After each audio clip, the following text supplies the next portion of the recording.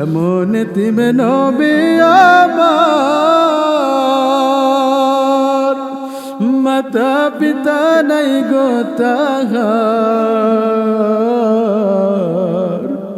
তারপরেও কত মারলো তারে বেঈমানে। নবী বিনে কে তরাবে পুলসিরাত মিজানে, নবী বিনে কে তরাবে পুলসিরাত মিজানে। হযরত ফাতেমা তিনি এতটা কান্না শুরু করে দিলেন, ও সাহাবীরে, আমার আব্বা তো বড় এতিম, আমার আব্বা তো বড় এতিম। আমার আব্বা এমন এতিম ছিলেন, সারা জীবন কাফের মুশরিকেরা কত কষ্ট দিল আমার আব্বাকে। আমার আব্বাকে এত মারা মারলো কাফের মুশরিকেরা মসজিদে নববীর সামনে।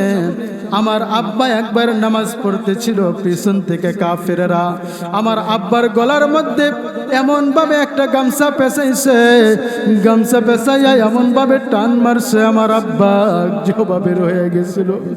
আমার আব্বাকে সারাটা জীবন এত কষ্ট দিছে, নামাজ পড়ার সময় তার পিঠের উপরে নারী বুড়ি চাপায়া দিছে রে। সারা জীবন আমার আব্বাকে কত কষ্ট দিছে, তায়েফের ময়দানে কত কষ্ট দিয়েছে। এখনো পর্যন্ত কোন সাহাবী আমার আব্বাকে মারতে চায়? ও সাহাবী, তোমার কি কোনো মায়া নাই? আমার আব্বা কেমন এতিম তুমি জানো নি? আমার আব্বা দুনিয়ার কোনো মানুষকে আব্বা বলে ডাকতে পারে নাই। আমার আব্বা দুনিয়ার কোনো মানুষকে আব্বা বলে ডাকার মধ্যে কি মজা আমার আব্বা তা জানে না। আমার আব্বা তার জন্মের পূর্বে বাপ হারাইছে। আমার আব্বা 6 বছর বয়সে তিনি তার কলিজার টুকরা মাকেও হারাইছে। আমার আব্বা 8 বছর বয়সে তার দাদাকেও হারাইছে। আমার আব্বা এমন এতিম, এমন এতিম, বাবার গায়ে তুমি কেমনে করে হাত তুলতে চাও? হাসান কোথায় তুমি? হোসাইন তাড়াতাড়ি করে নানাজির কাছে যাও, নানাজিকে কোন সাহাবী যেন মারতে চায়। হাসান হোসাইন তাড়াতাড়ি ওই সাহাবীর কাছে চলে যায়। ওই সাহাবীর কাছে গিয়ে বলে, ও সাহাবী, তুমি আমার নানাকে কেমনে করে মারতে চাও? আমার নানাজির চেহারার দিকে একবার যদি তাকাই, এত সুন্দর চেহারার মানুষটার দিকে তাকানোর পরে 7 দিন পর্যন্ত ক্ষুধা নিবারণ হয়। এমন মানুষটার শরীরে তুমি কেমন করে আঘাত করো? হাসান হোসেন এই কথা বললেন। আমার নবীজি সাল্লাল্লাহু আলাইহি ওয়াসাল্লাম হাসান হোসেনকে ডাক দিয়ে বললেন, ওগো হাসান, ওগো হোসেন, তোমরা থামো। ওই সাহাবীকে তাড়াতাড়ি করে ওই চাবুকটা হাতে দিয়ে দাও, আমাকে একটা মারবে। আমাকে মারার সঙ্গে সঙ্গে আমি ঋণ মুক্ত হয়ে যাব। আমি আমার মালিকের কাছে কোনো ঋণ থেকে যাইতে চাই না। হযরত আবু বকর প্রস্তুত হয়ে গেছে, ওমর প্রস্তুত হয়ে গেছে, হাসান হোসেন প্রস্তুত হয়ে গেছে।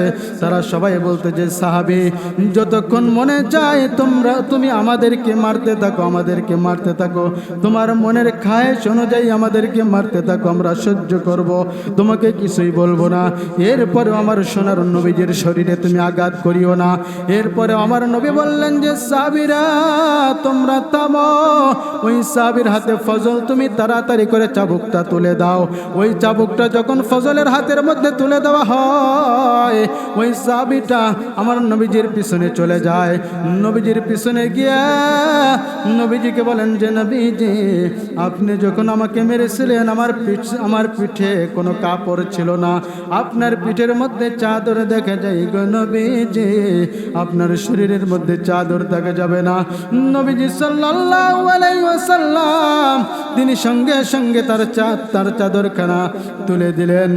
নবীজির পিঠ বের হয়ে গেল। ওই সাহাবীর হাত থেকে সঙ্গে সঙ্গে চাবুকটা ফেলে দেয়। চাবুকটা ফেলে দেওয়ার পরে আমার নবীজির পিছন থেকে এমন ভাবে জড়ায়া ধরছে রে, ওই সাহাবীটা পিছন থেকে এমন ভাবে জড়ায়া ধরছে। ওই সাহাবীটা তখন কান্দি আর বলে যে নবী, আপনি কেমনে করে ভাবলেন আমি আপনাকে মারব? ওই সাহাবীটা সঙ্গে সঙ্গে তার ঠোঁট দিয়া নবীজির পিছনে গারের মধ্যে মোহরে নবুয়তের উপরে একটা চুমা দিয়ে দিছে। ওই সাহাবী তার শরীরের সাথে নবীজির শরীর লাগায় দিছে। ওই সাহাবী তখন নবীজির পা জড়ায় ধরে বলে যে নবী, আপনি আমাকে মাফ করে দিবেন, আপনি আমাকে মাফ করে দিবেন। আপনি যখন ওসিলার কথা বলেছেন, আমি আমার এই জিনিসটাকে ওসিলা বানানোর চেষ্টা করেছি। আপনি যখন সুযোগ দিছেন, আমি এই সুযোগটাকে একটা কাজে লাগানোর চেষ্টা করেছি নবীজি। আপনি বলেন তো দেখি, এইটা আমার নাজাতের ওসিলা হবে নি? আমার নবী ওই সাহাবীকে বুকের সাথে জড়ায় ধরে বলেন যে সাহাবী, এ তুমি কেমন ওসিলা বানাই নিলা রে সাহাবী? যার শরীরটা আমি নবীর শরীরের সাথে লাগে, আর যার ঠোঁট আমার মোহরে নবুয়তের সাথে লাগে, ওই ব্যক্তিটার জন্য চিরতরে জাহান্নামের আগুন হারাম হয়ে যায়। চিল্লায়া বলেন না সুবহানাল্লাহ।